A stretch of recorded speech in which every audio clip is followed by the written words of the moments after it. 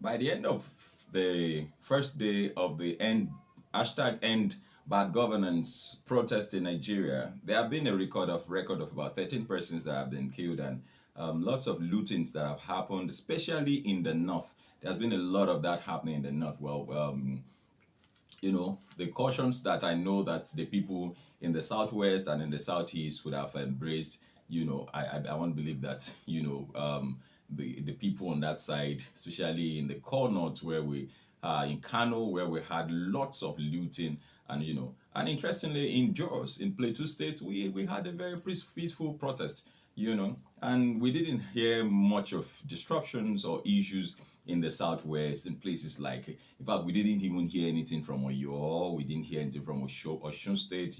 The protest had been peaceful, and in Lagos and all of that. But then in Lagos, we understand that protesters,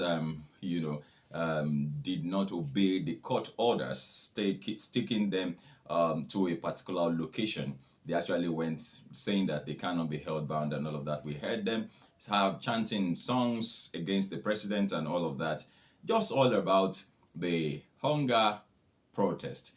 However, later last night, the IGP had a press release, and where he stated that the police are on red alert. Of course, we saw them having red bands on their left arm.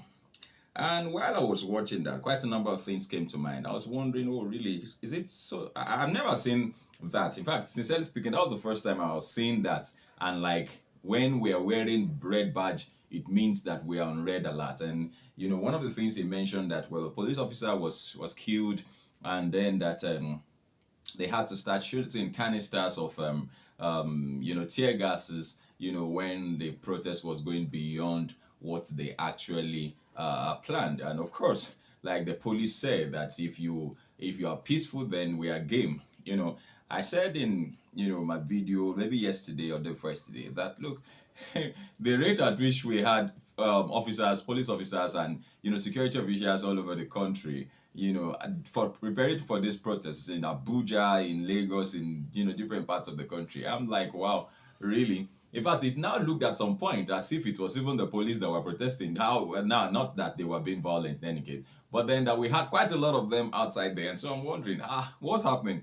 In places like Oshun, there were, on the first day, shops were closed, businesses were closed, at least just to check the atmosphere and see how this runs. But by the second day, today, the atmosphere is much more calm. We have more people and more cars on the road. We have people going to their different places of work. People, even in the southeast, we see people not, engage even in protests at all. They are not even going around to do, But then we had issues, cases of, people who have been I think I'll show a video of a lady who said that they were actually, should I say, employed to protest against the protest.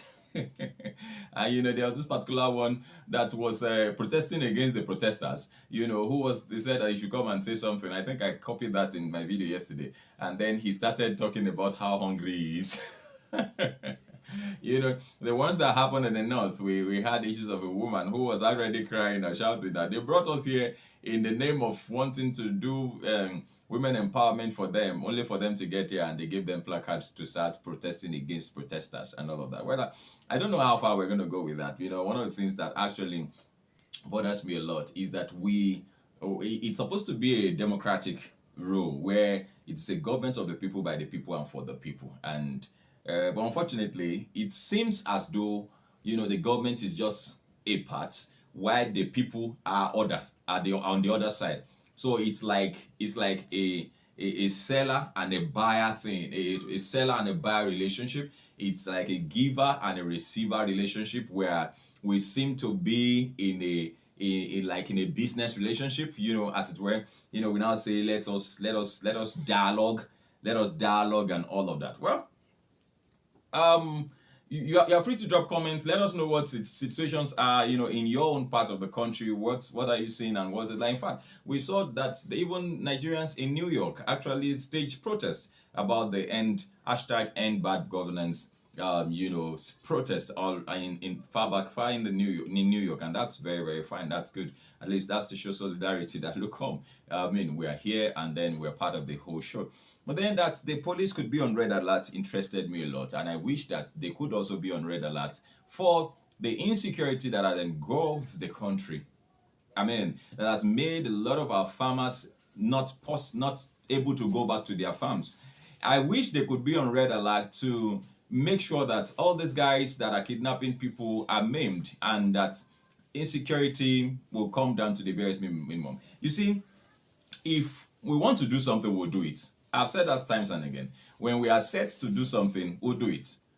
I mean, there have been situations where people are being hunted, people are being followed up, and then I know that in the Western world, they don't even run, they won't run after you.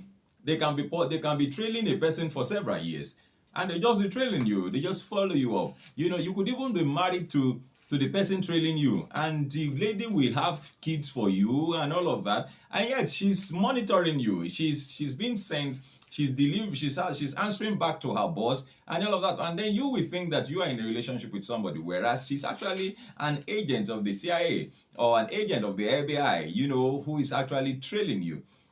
And so if that is possible, then I don't believe that there is a situation.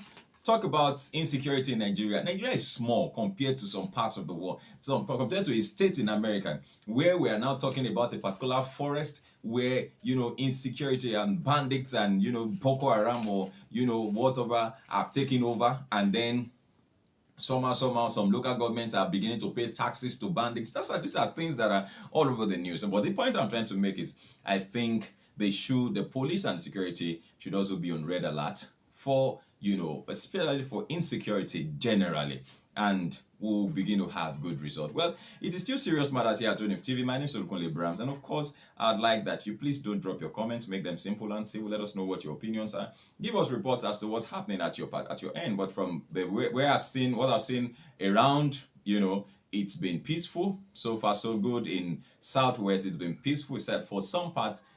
Say some parts in Lagos. Of course, there won't but be some little. But I think there was also a reduction in the number of people that came out today compared to yesterday. So I hope, I believe that this might fizzle out. The whole protest might fizzle out even before it's 10 days already. And so, but then don't worry, let's just see how things pan out. But then you see, the most important thing is us having results for the whole protest.